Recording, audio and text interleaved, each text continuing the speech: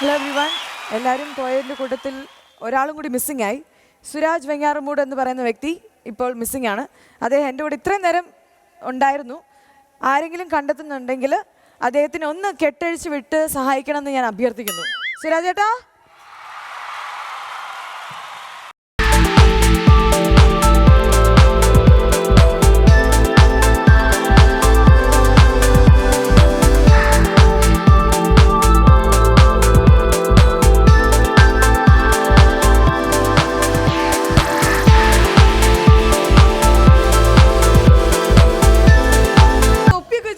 അറിഞ്ഞില്ലേ പെള്ളി, ഞാൻ ഒരു സിനിമ ഡയറക്ടർ ചെയ്യാൻ തീരുമാനിച്ചു. ഇതൊക്കെ സംവിധായകർ വെക്കുന്ന തൊപ്പിയാണല്ലേ? അതെ. എനിക്ക് ഒരു കാര്യം ചോദിക്കണമെന്നുണ്ടായിരുന്നു. ആക്ച്വലി എനിക്ക് സുരാജ് ചേട്ടന്റെ ഭയങ്കര ഇഷ്ടമാണ്. എനിക്ക് ആക്ടിംഗ് ഒക്കെ വലിയ ഫാനാണ്. ആരാ ഹീറോയിൻ? ആരാ ഹീറോയിൻ? പാട് ഇവിടെയോ? അതൊരു കൊതുക് കുത്തിയാന്നേ. പിന്നെ കൊതുകൊക്കെ ഇപ്പൊ ഹീൽസ് ഇട്ടല്ലേ നടക്കുന്നത്. നിനക്ക് എന്താ അറിയേണ്ടത്? എനിക്കൊരു നായികയെ വേണം. അത് നല്ല സൗന്ദര്യവതിയായിട്ടുള്ള, എന്താ, നല്ല തൊണ്ടിപ്പുഴം പോലുള്ള മൂക്ക്, നല്ല പടവലങ്ങ പോലുള്ള കൈ, നല്ല മുടി, നല്ല കണ്ണ്, നല്ല മൂക്ക്, എല്ലാം നല്ല ഭംഗിയായിരിക്കണം. അതൊക്കെ ഇവിടെ ഉണ്ടല്ലോ, അങ്ങനത്തെ ആൾക്കാർ ഇവിടെ ഉണ്ടല്ലോ. അങ്ങനെ ആരാ? എല്ലാ ഉത്തരം പെണ്ണ് ഇവിടെ ഉണ്ട്. എവിടെയാ? കണ്ടില്ലല്ലോ. ഇവിടെ തന്നെ. എവിടെ? അവിടെയല്ല, ഈ സ്റ്റേജിലുണ്ടല്ലോ. ഒരു ചിരി വെച്ച് തന്നുണ്ടല്ലോ.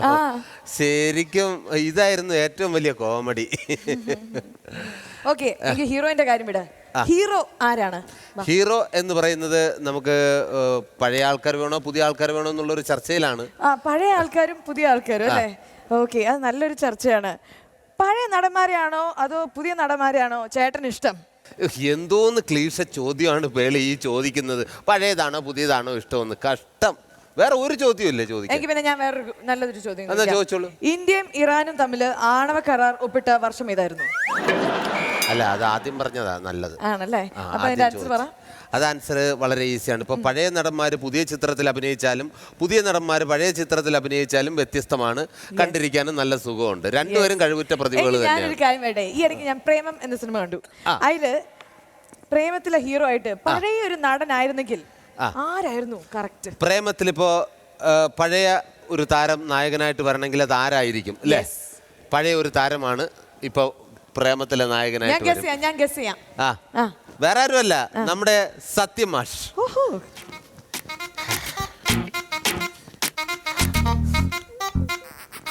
അവള് വേണ്ട, ഇവളെ ഒട്ടും വേണ്ട, ഈ കാണുന്നവൾമാരൊന്നും വേണ്ട, ഇവിടെ ആകെ സീൻ മൊത്തം കൊണ്ട എൻ്റെ മലരേ. എനിക്ക് ഒരാളുടെ കൂടെ മൊയ്തീന്റെ ആ ഒരു സിനിമയിൽ ആ ഒരു മൊയ്തീന്റെ റോൾ. തീർച്ചയായിട്ടും മൊയ്തീന്റെ റോള് അത് പൃഥ്വിരാജിന് പകരം ചെയ്യാൻ എനിക്ക് തോന്നുന്നു പണ്ട് കാലത്ത് ഒരേ ഒരു താരമേ ഉണ്ടായിരുന്നുള്ളൂ. അത് ആരാണെന്ന് പേര് പറയണ്ട. റെഡി? ഈ പുഴയുടെ കരപിടിച്ച് നടന്നാൽ അങ്ങ് അറബിക്കടലെത്തും. ഇരപിഴുങ്ങിപ്പുഴ, ഇരപിഴുങ്ങിപ്പുഴ, ആ പുഴ അല്ല, ആ പുഴ അറബിക്കുള്ളതാണെങ്കിൽ പൃഥ്വിരാജ് അറബിക്കടലിനുള്ളതാണ്. എല്ലാം കൈവിട്ടു പോയി പൃഥ്വിരാജേ, ബാക്കി നീ ഏറ്റെടുത്തോ. സൂപ്പർ ചേട്ടൻ അടിപൊളിയാണ്. ചേട്ടൻ ഡയറക്ടർ ആവും എന്നുള്ള കാര്യം എന്തായാലും ഉറപ്പായി. ഞാൻ എപ്പോഴാണ് ഡേറ്റ് ബുക്ക് ചെയ്യേണ്ടത്? എന്റെ ഡേറ്റ് ഞാൻ ബ്ലോക്ക് ചെയ്യണല്ലോ. തീർച്ചയായിട്ടും നായിക തന്നെ ആക്കാം. പക്ഷെ എനിക്ക് കുറച്ച് സമയം വേണ്ടി വരും. ഡേറ്റ് ഒക്കെ വരാം. എനിക്ക് എന്തായാലും പണിയൊന്നുമില്ല. അല്ല, ഇപ്പോഴൊന്നും പ്രശ്നമല്ല. ഒരു 20 വർഷം കാത്തിരിക്കേണ്ടി വരും. അല്ല, എനിക്ക് ഈ ഡയറക്ഷൻ ഒന്ന് പഠിച്ചിട്ട് വേണം ഇതൊക്കെ ചെയ്യാൻ. നന്നായിട്ട് ഡയറക്ഷൻ പഠിച്ച് നന്നായിട്ട് ഡയറക്റ്റ് ചെയ്യാൻ അറിയുന്ന കുറച്ച് നോമിനേഷൻസിലുള്ള പേരുകൾ ഞാൻ വായിച്ചോട്ടെ? എന്നാ പെട്ടെന്ന് വായിച്ചാട്ടെ. The nominees for Fortune Sunflower Oil IFA Awards for Direction.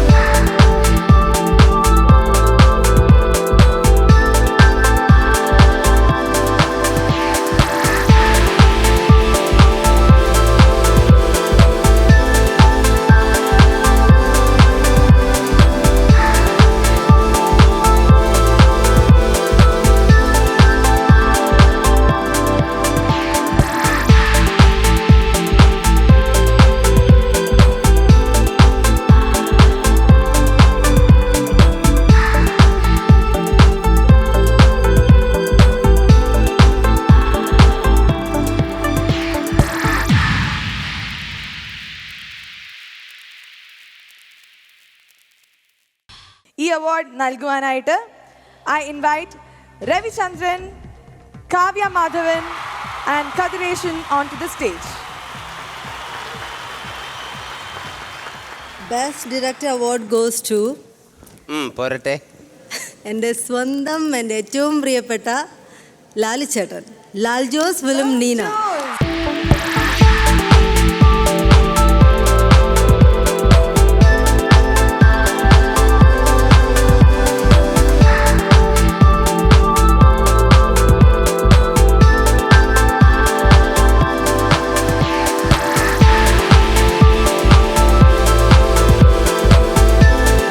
ഇത് തീരെ പ്രതീക്ഷിച്ചിരുന്നില്ല. കഴിഞ്ഞ വർഷം ഏറ്റവും മനോഹരമായ സിനിമകൾ ഉണ്ടായ ഒരു വർഷമാണ്. ഏറ്റവും വിജയിച്ച സിനിമകളും ഉണ്ടായ വർഷമാണ്. എൻ്റെ സിനിമ അത്ര വിജയിച്ച സിനിമയായിരുന്നില്ല, പക്ഷേ എനിക്ക് ഏറ്റവും പ്രിയപ്പെട്ട എൻ്റെ സിനിമയായിരുന്നു നീന. നീനയ്ക്ക് വേണ്ടി, നീനയുടെ പുറകിൽ പ്രവർത്തിച്ച എല്ലാവർക്കും വേണ്ടി ഞാനത് സ്വീകരിക്കുന്നു. താങ്ക്സ്. എൻ്റെ പല്ലൊക്കെ വെളുത്തിരിക്കുന്നുണ്ടല്ലേ? ഏത് സെൻസറൈൻ യൂസ് ചെയ്തിട്ടാണ്. ഇന്ന് സെൻസറൈൻ മീറ്റർ, എനിക്കറിയാം സമയമില്ല, എല്ലാവരും ബിസിയാണ്. പക്ഷേ ഈ ഒരു സെൻസറൈൻ മീറ്റർ എന്ന് പറയുന്നത് നമ്മളുടെ സെൻസിറ്റിവിറ്റി ചെക്ക് ചെയ്യുന്ന ഒരു സാധനമാണ്. ഇവിടെ ഭയങ്കര സെൻസിറ്റീവ് ആയിട്ടുള്ള കുറച്ച് ആൾക്കാരുണ്ട്. ആ ചിരിച്ചു കണ്ടുപിടിച്ചേ. എക്സ്ക്യൂസ് മീ, ഒന്ന് ഉയർത്തിരുന്നേക്കൂ. എന്നിട്ടാണ് എനിക്കൊന്ന് ക്രൂശിക്കാലോ. കിട്ടിയ ചാൻസ്. ചോദ്യം ചോദിക്കുന്ന കൊള്ളാം, നല്ല വെളുത്ത പല്ലെന്ന് പറഞ്ഞിട്ടാ പോയത്. ആ പല്ലോട് കൂടി തന്നെ തിരിച്ചു വരണം. Actually you have done so many movies. അപ്പം ഭയങ്കര ഒരു ഹീറോയുടെ റോൾ ഇപ്പം കിട്ടുകയാണെന്ന് വിചാരിക്കുക. പക്ഷേ അതിന് ഒരു റെക്കഗ്നിഷൻ കിട്ടിയില്ലെങ്കിൽ how would you feel? Because it's a very sensitive ഒരു ക്വസ്റ്റ്യൻ ആണ് ഞാൻ ഇപ്പോൾ ചോദിച്ചത്. സോ എനിക്ക് സെൻസിറ്റിവിറ്റി തോന്നിയില്ല. മീറ്റർ എവിടെ? ലോ സെൻസിറ്റീവ് ആണ്. അല്ലോ ഹൈയല്ലോ. Low is a good thing. So Vijay Babu എന്ന് പറയുന്ന വ്യക്തി ഒരു ഭയങ്കര സ്ട്രോങ് മനുഷ്യനാണ്. He is not at all sensitive, but ഭയങ്കര full of love, full of happiness. അപ്പോൾ താങ്ക് യു സോ മച്ച്. ഇനി വേറൊരാൾ ഒന്നിരിക്കൂ. ടൊവിനോ, ഹായ്. നിങ്ങളുടെ എല്ലാ സിനിമയിലും കാമുകിമാരും നിങ്ങളെ ഉപേക്ഷിച്ചിട്ട് പോകാല്ല.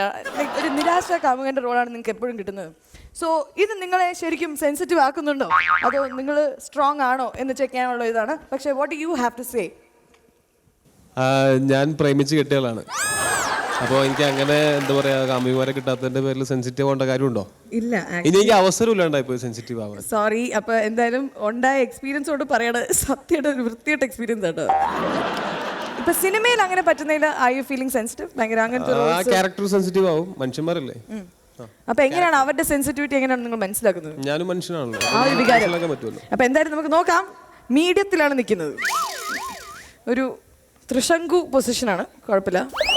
അടുത്തത് നമുക്ക് വേറൊരു ആളെ തപ്പണം.